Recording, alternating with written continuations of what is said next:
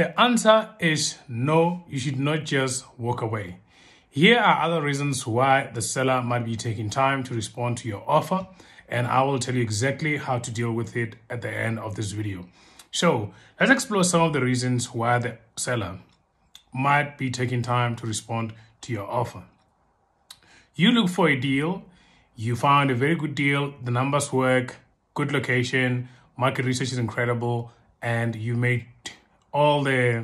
ticked all the boxes that says this is the number, this is the deal that you have to do. However, you ask for an offer to purchase, you put in an offer perhaps directly to the seller or through an agent who's the seller's representative, and you are getting a delayed response from the seller.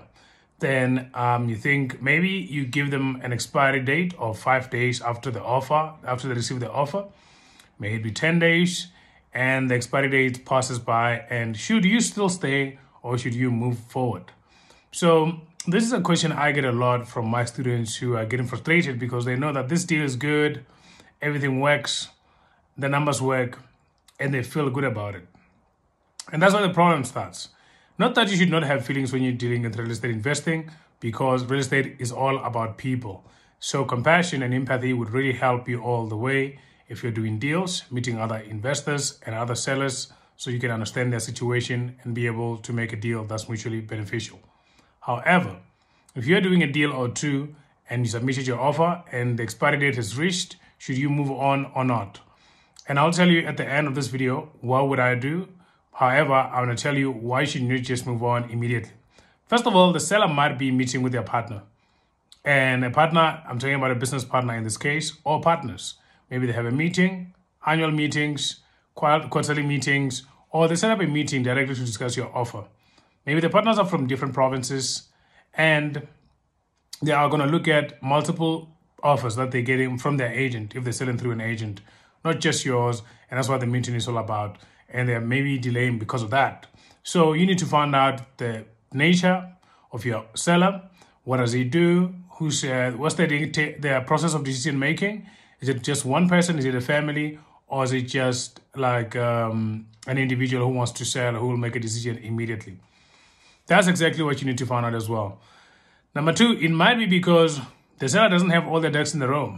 Maybe the property has big shortfalls in municipal bills. Maybe it's under an estate. It still need to be unwinded. Maybe they need a couple of signatures, or maybe they need some money to help in one way or the other on the process of the property getting transferred from their name to you. And they don't have that money.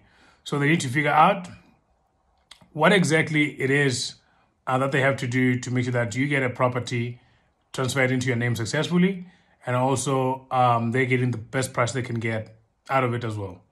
So that might be also another reason. That's why you need to find a little bit more about the property condition, the background of the seller, what they're selling, and also as well doing your homework on, the areas that might be on the property. Should it be council bills, etc. All that stuff that must be the homework that you do. We have a checklist you can use if you're joining our NMRI group, where we go into the details of exactly what you need when you're doing your homework and also when you're doing your inspection, alongside the worksheets that help you with that as well. So that may be the reason they're actually not responding on time as well.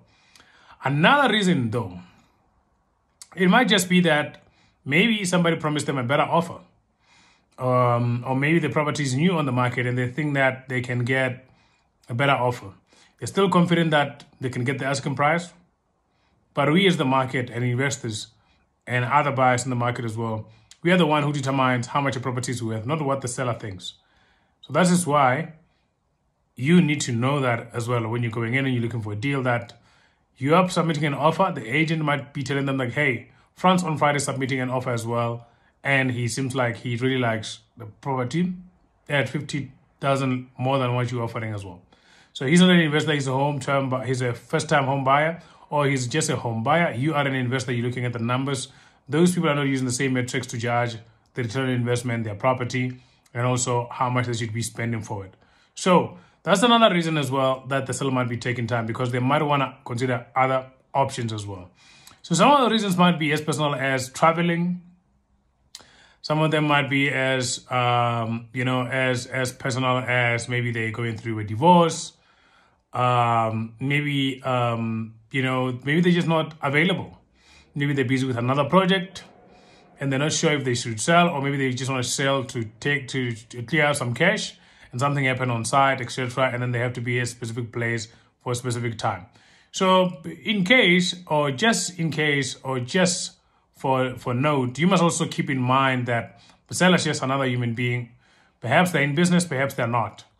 But if you're going to be buying commercial deals, most of the time you're going to be dealing with people who are in business as well and who are having to answer to some investors and also have a life of their own as well.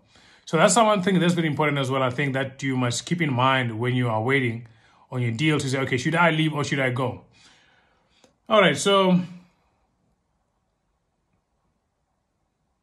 another one as well, sorry, I'm just checking on the notes here, is that you might be giving them difficult conditions, terms and conditions, and they haven't done with them before.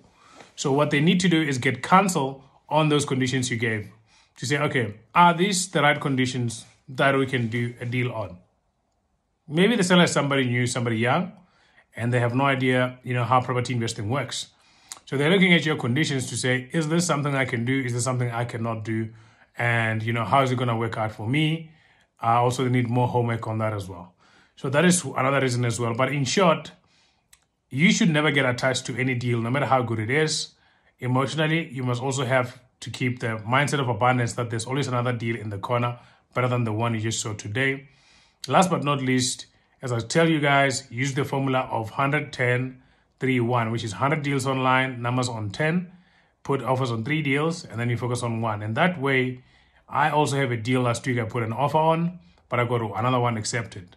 That one, the seller has not responded yet, including the agent as well.